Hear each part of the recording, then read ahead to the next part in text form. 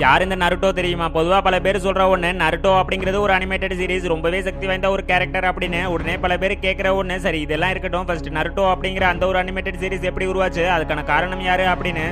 அதுக்கு முன்னாடி யாருக்கெல்லாம் நருட்டோ பிடிக்குமோ அவங்க எல்லாரும் லைக் பண்ணுங்க. அதோட நருட்டோல உங்களுக்கு பிடிச்ச கேரக்டர் யாரு அப்படிங்கறத கமெண்ட்ல சொல்லுங்க.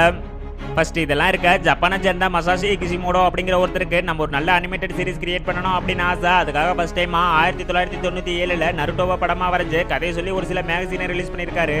ஆனா அது சுத்தமா விற்கவே இல்லை. இதெல்லாம் ஒரு கதையா, இதெல்லாம் சுத்தமாவே ஓடாது அப்படிங்கிற மாதிரி பல பேர் சொல்லியிருக்காங்க. அதுக்கப்புறம் 1999ல செப்டம்பர் 2ஆம் தேதி இந்த கதையை நம்மளே அனிமேஷனா கிரியேட் பண்ணலாம் அப்படின்னு முடிவு பண்ணி ஒரு சின்ன டீம் உருவாக்கி அந்த கதையை பப்ளிஷும் பண்ணியிருக்காங்க. யாருமே நினைச்சு பார்க்காத அளவுக்கு ஒரு மிகப்பெரிய வெற்றி.